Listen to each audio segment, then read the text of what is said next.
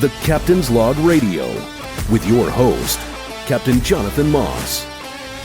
Welcome to the Captain's Log Radio. I'm Captain Jonathan Moss, and this is our weekend report. It's been a great week. I got my brand new Kaya 180 10 degree this week. It's powered with the 90 Suzuki. Finally got it registered, and that was quite the ordeal. Went to the DMV twice. Gotta love going to the DMV. Finally got that taken care of. Got the trailer registered. It's a Ramblin' trailer, and it is slick. Oh my goodness. I'm gonna do so much more talking about this boat. But we've got the break-in period. We started that this week. Finally got the boat insured, so I feel pretty good about taking it out on the water. Started breaking it in. I'm up to just over 3 hours on the new motor. And when I get to 4 hours, according to Suzuki's the booklet that came with the book, the owner's manual, that's what I'm looking for. Once we get to 4 hours on the motor, we can really start to open it up. Can't run it wide open yet, but you can begin to go higher RPMs and going faster and get it on plane and run it on plane for a lot longer. So really excited about all that.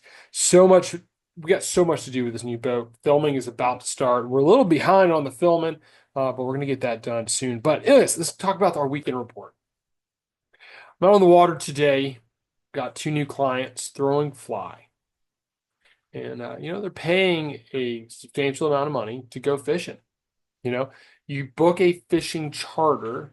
It's not free. It costs money. You go fishing with your buddies. It's not free. It costs money. You got to pay for gas.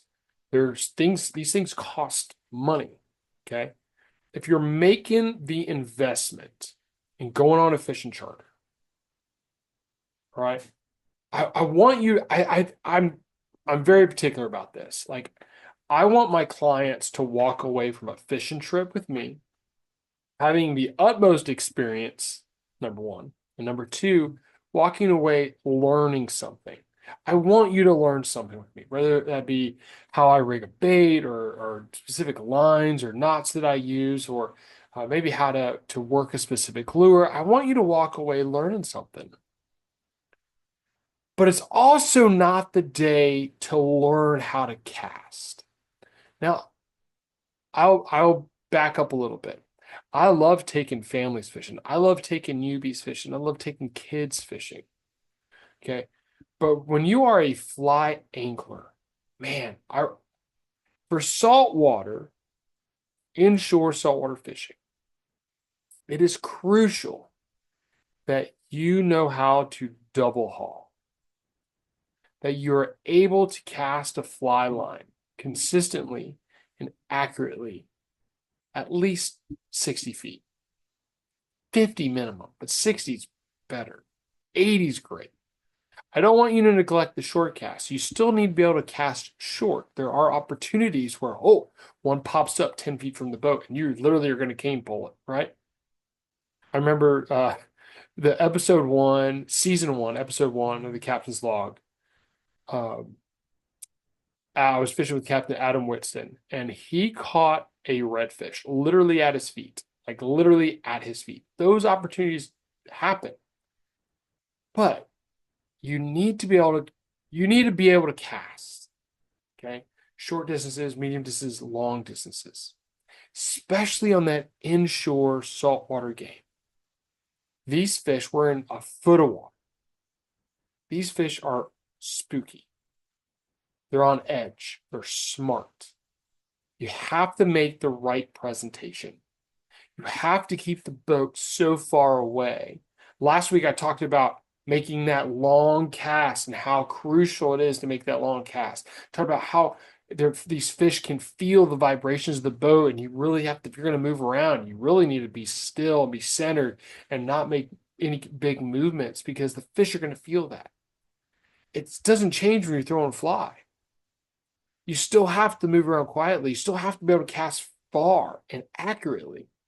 And it's much harder to throw a fly rod 150 feet like I can a spinning rod. I don't know anybody who can throw 150 feet. I've been to some fly casting competitions and seen guys throw 125 feet and was like, that was awesome. but that's not your everyday angler. Okay. So my point is, if you are going to book a fishing trip, specifically a fly fishing trip inshore, be prepared.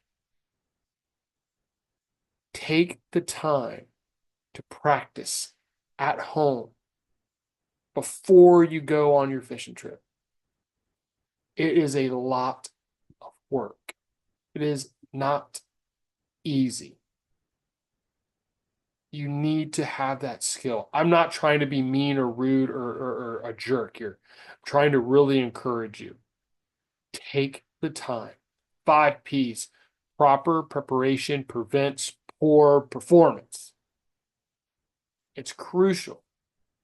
You want to be successful in fishing, specifically inshore fly fishing. This is not an easy game. You need to practice. So get out there, practice.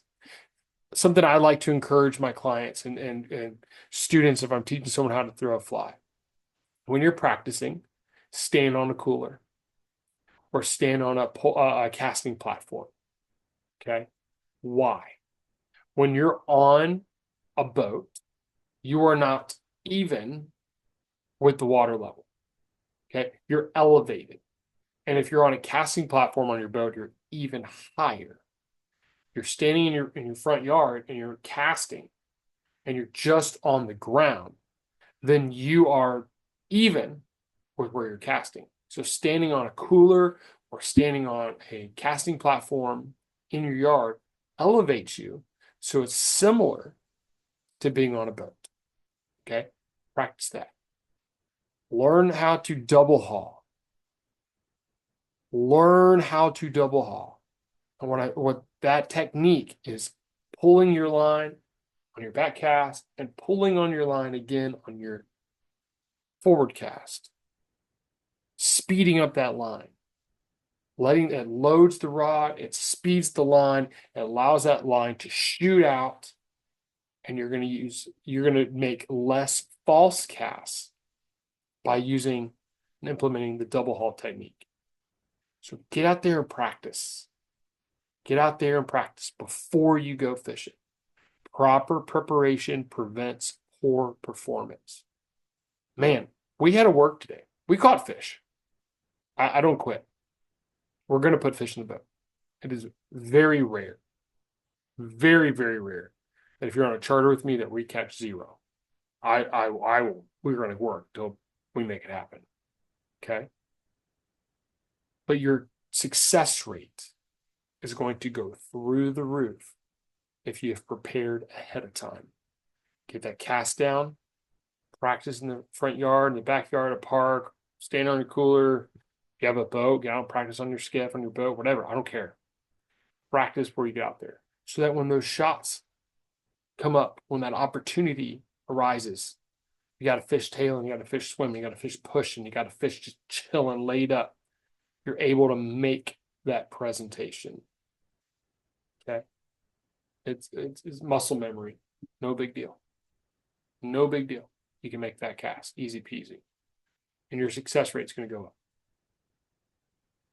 Say 3 things all the time. These 3 things need to happen. I need to put you on the fish. For you to have success on a fishing charter, these 3 things need to happen. I need to put you on the fish. You need to make the right presentation. And the fish has to eat it. If any of the 3 things don't happen, you're not catching a fish. So, here's your weekend report. Get out there. Catch some fish. Practice throughout the week. Perfect that cast. That opportunity comes up. You're confident. Good to go. Proper preparation prevents poor performance. You make the right cast. There it is. The right presentation. Fish eats it. Boom. Fish on. Gets me fired up. I love it. So thankful for you guys for listening. I want to connect with you. You know this. At the Captain's Log TV on social media, Instagram, Facebook, YouTube. Tag me, message me. I want to see what you're catching. I want to know how you do this weekend. So get out there, catch some fish. Thanks for listening to Captain's Log Radio. I'm Captain Jonathan Moss. We'll see you guys next time. Thanks for listening to the Captain's Log Radio with your host, Captain Jonathan Moss.